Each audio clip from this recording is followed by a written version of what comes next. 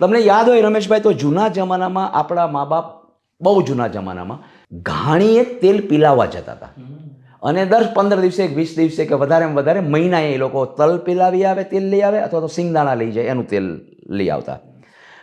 કારણ કે તેલ તમારું એટલા દિવસો જ સારું રહે, વગર ફ્રીજ કે વગર પેલાય વગર પ્રોસેસે, પછી ખોરું થવા માંડતું. એટલે આપણે એટલું જ કઢાવતા જેટલી જરૂર હોય એટલી.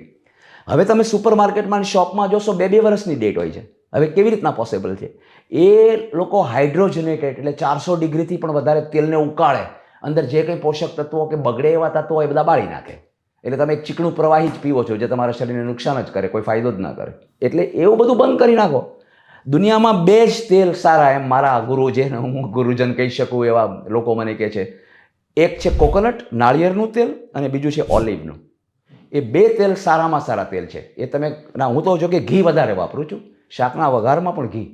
અને આને લીધે મારી એક બીજી પ્રવૃત્તિ વધી ગઈ જે મારા શોખ તરીકે, એ છે કુકિંગ. મને કુકિંગનો બહુ શોખ છે. એટલે હું આવા બધા એક્સપેરિમેન્ટ કર્યા કરું કે જે ડાયાબિટીસવાળાને પણ ઉપયોગી હોય, સારી હોય આઈટમ, એવું બધું કર્યા કરું. પણ એ વર્ક કરે છે રમેશભાઈ.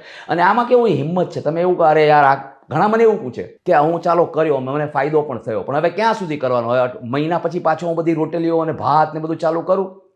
મેં કીધું, અમારે અંગ્રેજ લોકો તડકો ખાવા માટે અર્ધનગ્ન હાલતમાં બીચ ઉપર જઈને સૂવે, તડકો ખાય શરીરને તાંબાવરણું કરવા માટે. તો એટલી બધી એને એટલો તડકો નડે કે ઘણી વખત એને ચાંદા પડી જાય, પેલું રિએક્શન આવે, એટલે ગરમી લાગી જાય, હીટ સ્ટ્રોક જેને કે, એવું બધું થાય, બરાબર ને? તો એ લોકો છાયામાં આવતા રહે, રાઈટ? તો પાછું 4-5 દિવસમાં નોર્મલ થઈ જાય.